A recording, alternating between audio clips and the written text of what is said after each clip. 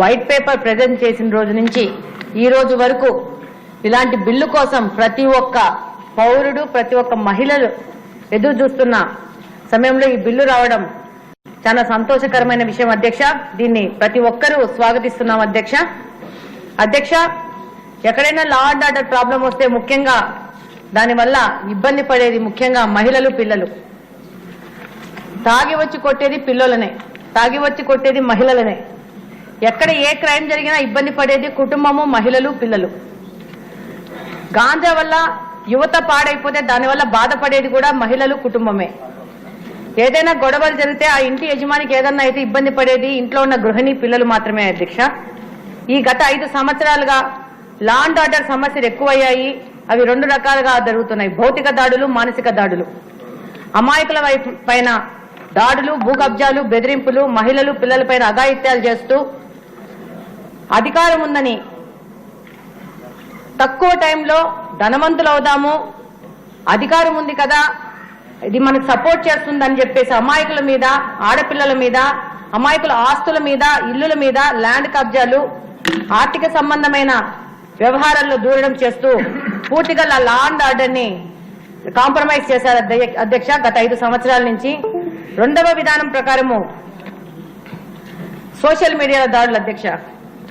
ఈ రోజు మీరు ముఖ్యంగా గమనిస్తే ఈ 5 సంవత్సరాల్లో ఎంతో మంది అమాయకుల మీద ఏ ఎవిడెన్స్ లేకుండా దాడులు చేయడము, వాళ్ళ మీద రకరకాల కేసులు పెట్టడం జరిగింది అధ్యక్ష. అందులో మేము కూడా బాధితులమే అధ్యక్ష. లాస్ట్ టైము అంగళ్ళ కేసులో సీఎం గారు ప్రతిపక్ష నేతగా వెళ్లి ప్రజలను కలుస్తుంటే వాళ్ళని రెచ్చగొట్టి పులివెందుల్లో సభ సక్సెస్ అయింది కాబట్టి అంగళ్ళలో సభ సక్సెస్ కాకూడదని చెప్పేసి వాళ్లే ప్రజలను రెచ్చగొట్టి రాళ్ల దాడి చేసి ఆ రాళ్ల దాడి తెలుగుదేశం పార్టీ వాళ్ళు చేశారని చెప్పేసి వందల మంది తెలుగుదేశం కార్యకర్తల మీద కేసులు పెట్టిన సందర్భం మనం చూసింటాం అధ్యక్ష. ఇది ఎంత అన్యాయమైన కేసు అంటే ఆ కేసులో కడప జిల్లా పార్టీ ప్రెసిడెంట్ శ్రీనివాసరెడ్డి గారు ఉన్నారు. ఆ రోజు ఆయన ఆ టైంలో ఢిల్లీకి ఫ్లైట్ లో వెళ్తున్నారు అధ్యక్ష.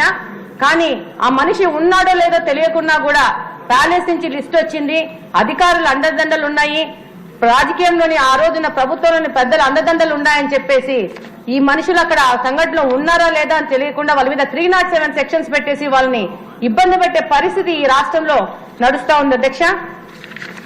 ఎందుకు ఇన్నోసెన్స్ కూడా వెళ్లేసి కోర్టులోకి వెళ్లి మేము ఇన్నోసెంట్ అని ప్రూవ్ చేసుకోవాల్సిన అవసరం ఎందుకు వస్తా ఉందని ఈ సందర్భంగా లాస్ట్ 5 సంవత్సరాల్లో ప్రజలు ఇబ్బంది పడ్డారు అధ్యక్ష.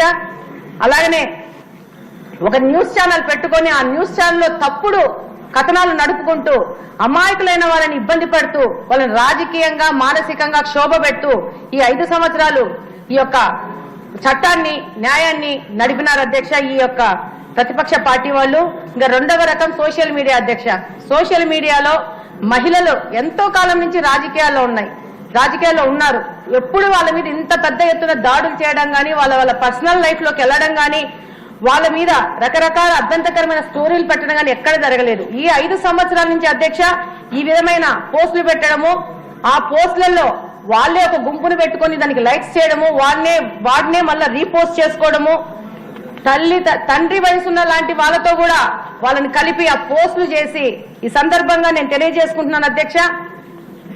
మీ యొక్క ఫోటో పెట్టేసి నన్ను పెట్టేసి పోస్ట్ చేసిన సందర్భం కూడా ఈ సందర్భంగా మీ అందరికీ తెలియజేస్తున్నాను అధ్యక్ష. మీరు నా తండ్రి అంత వయసున్నంత వారు, వాళ్ళకేం లేదు. మమ్మల్ని మానసికంగా ఇబ్బంది పెట్టడం, మానసికంగా క్షోభ పెడితే వాళ్ళకి అడ్డం లేకుండా పోతుంది, వీళ్ళు డిప్రెస్ అయిపోతే వాళ్ళకి అడ్డం లేకుండా పోతుందనే ఒక్క ఆలోచనతో ఈ విధమైన సాంప్రదాయాన్ని తెరలేపారు అధ్యక్ష. ఈరోజు పోలీస్ స్టేషన్లలో కూడా కబ్జా చేసేసుకొని అప్పటి నాయకులు పోలీస్ స్టేషన్ కబ్జా చేసుకొని ఆ రోజు దాడులు చేసే పరిస్థితి వచ్చింది అధ్యక్ష. ఆ రోజు మా యొక్క కడప నియోజకవర్గంలో ఆ రోజు డిప్యూటీ సీఎం గారు, ఎక్స్ డిప్యూటీ సీఎం గారు ఇప్పుడు ఆయన తమ్ముడు వచ్చేసి పార్టీ అధ్యక్షుడు శ్రీనివాస్ రెడ్డి ఇంటికి వచ్చేసి, నీ ఇంటికి వచ్చి, నీ ద్వారకా నగర్కి వచ్చి నీ మీద దాడి చేస్తా, మా నాయకుడు కనుసైగ చేస్తే నిన్ను దాడి చేయడం 1 నిమిషంలో పని అని చెప్పేసి పోలీస్ స్టేషన్ లో కూర్చొని ఛాలెంజ్ చేసిన సందర్భాలు అధ్యక్ష. దీని మీద కేసు పెట్టాలంటే ఆ రోజు సిఐలు, ఎస్ఐలు గాని ఎవరికి గాని, ఆ రోజున ఎస్పీలకు గాని ఎవరికి ధైర్యం సరిపోలేదు అధ్యక్ష. చివరికి ఆ పోలీస్ స్టేషన్ లో ఉన్న సిఐ గారు ట్రాన్స్ఫర్ చేసుకుని పోయే పరిస్థితి వచ్చింది. కానీ బాధితుల మీద, బాధించిన వాడి మీద కేసులు పెట్టలేని పరిస్థితుల్లో ఈ లా అండ్ ఆర్డర్ ని కాంప్రమైజ్ చేశారు అధ్యక్ష. అలాగనే ఈ రోజు చూస్తే మీడియా ద్వారా మహిళలపై దాడులు ఆపడానికి